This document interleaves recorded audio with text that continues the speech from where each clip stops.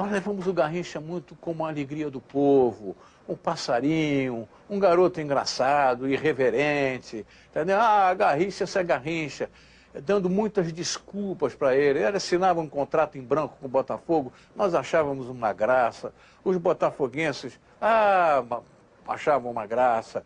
O Garrincha tomava uma injeção no joelho e nós não estamos nem aí, né? Para isso que ele está, ele tem que entrar em campo, o time dele tem que ganhar. Botafogo fazia excursões, ele tinha que jogar nessas excursões, era questão contratual.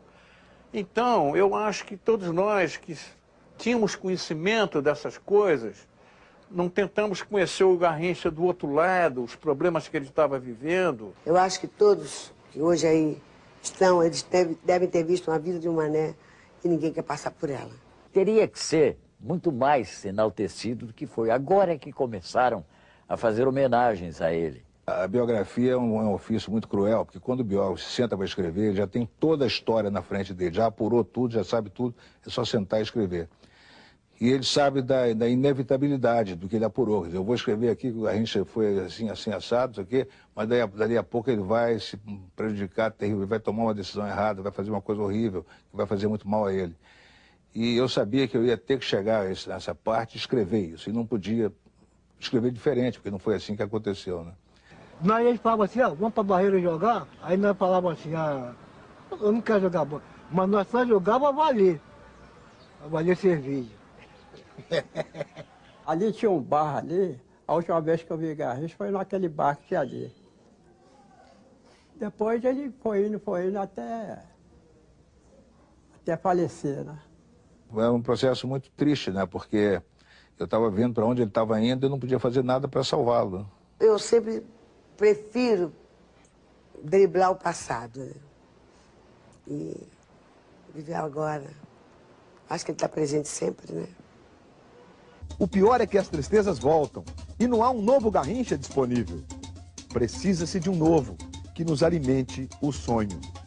Carlos Drummond de Andrade. Eu acho que o futebol de hoje precisava muito de Garrincha.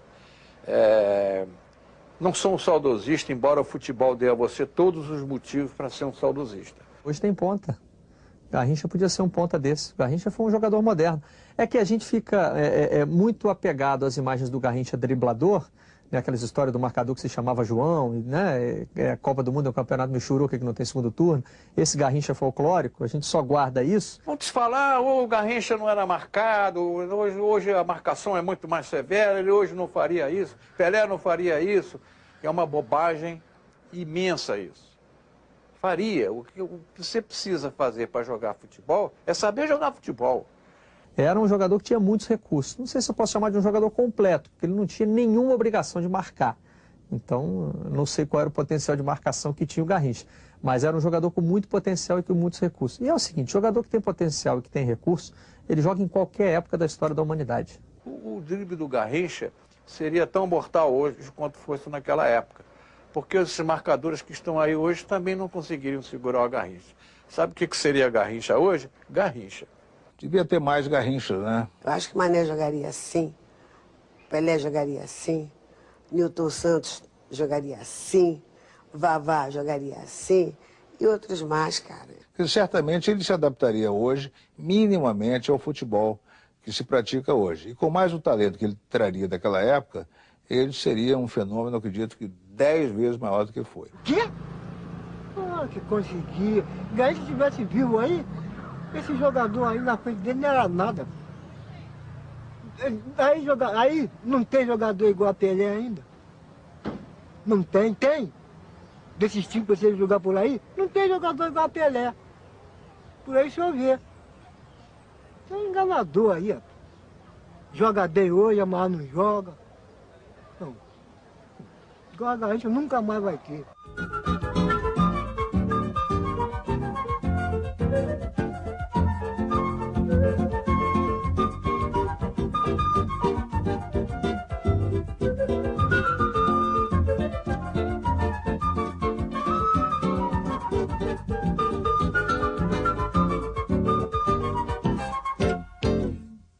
Eu não sei não, mas eu acho que na altura do campeonato ele estaria dentro do mato, com sua boa gaiola, tratando seus passarinhos.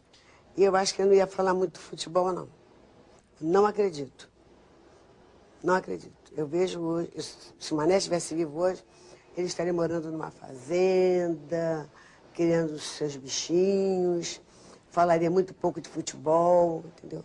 Mas o Garrincha não teria menor interesse no futebol atual, já não tinha nos últimos anos de vida dele, você não tem nenhum relato do Garrincha indo assistir a um jogo de futebol. Futebol para ele se resumia à partida que ele estava jogando e mesmo assim apenas aos momentos em que ele estava com a bola no pé. É porque ele não tinha o dom da maldade nos seus comentários. Ele não teria também, vivo fosse, o dom da amargura. Olha, o que eles estão conseguindo, eu não consegui, futebol daquela época que era bom. Cada coisa acontece no seu tempo e ele certamente compreenderia muito o seu tempo. Talvez o que ele fosse mais sentir falta hoje era que, muito provavelmente, se vivo fosse, os netos não teriam o gosto por caçar passarinhos, como ele sempre teve ao longo de toda a vida.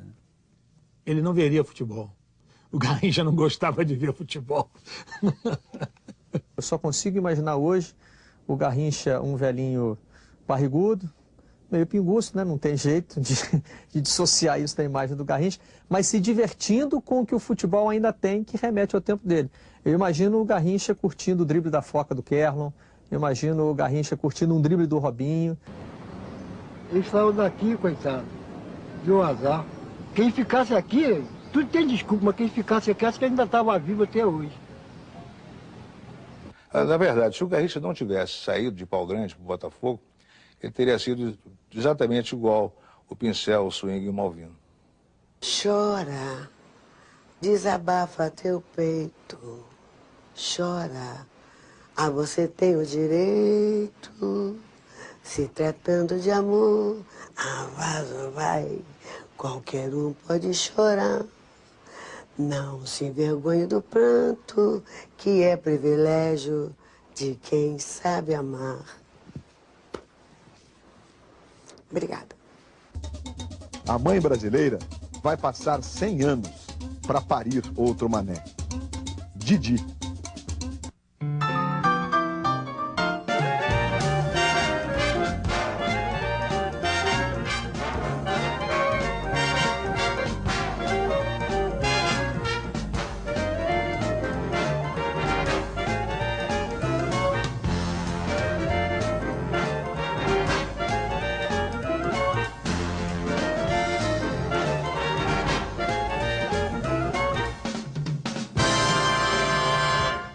Nosso orgulho, foi a estrela maior, ele e Newton Santos, para mim, foram meus ídolos na época, né?